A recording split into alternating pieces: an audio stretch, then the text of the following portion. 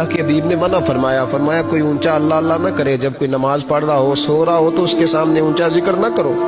کہتے میں ایک دن اونچا اونچا ذکر کر رہا تھا، اونچا اونچا، کہتے میں اونچا ذکر کر رہا تھا تو حضرت عمر فاروق رضی اللہ تعالیٰ نے ڈانٹ دیا، فرمایا تجھے نہیں پتا حضور نے منع کیا؟ تو عمر نے ڈانٹا تو میں چھپ کے بیٹھ گیا کونے میں۔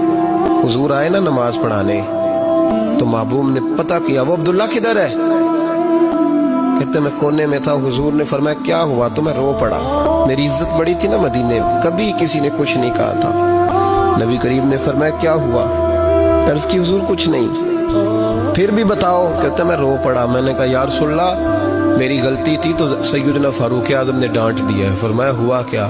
یا رسول اللہ میں اونچا ذکر کر رہا تھا، اور بات بھی ٹھیک ہے، کچھ لوگ قریب نماز پڑھ رہے تھے، حضرت عمر نے منع کیا۔ نبی کریم علیہ السلام نے فرمایا بلاؤ نہ ذرا عمر کو، خود قانون حضور نے بنایا ہے کہ اونچا ذکر نہ کرے جب کوئی نماز پڑھ رہا، بلاؤ نا عمر کو۔ جناب عمر آئے تو حضور نے فرمایا عمر میرے عبداللہ کو کوئی نہ ڈانٹے، انداز دیکھے حضور کا، اسے کوئی نہ ڈانٹے۔ پھر حضور نے فرمایا تمہیں پتہ ہے یہ میرے لیے کتنی تکلیفیں برداشت کر کے آیا؟ صحابہ فرماتے ہیں یہ خوش نصیب ہے جس کی روح بھی محبوب کے ہاتھوں میں نکلی۔ اور جب جنازہ اٹھا تو حضور کی داڑھی سے ہم نے آنسوؤں کے قطرے ٹپکتے دیکھے۔ مدینے میں رواج تھا کہ قبر میں قریبی عزیز اتارا کرتے تھے، پر ان کا تو مدینے میں رشتہ دار ہی کوئی نہیں تھا۔ حضرت عمر فاروق اور جناب ابو بکر صدیق کہنے لگے ہم قبر میں اتارتے ہیں۔ جب ان دونوں نے اٹھایا قبر میں گئے تو کہتے ہیں کمال دیکھو اللہ کے رسول ہم دونوں سے پہلے قبر میں اتر گئے۔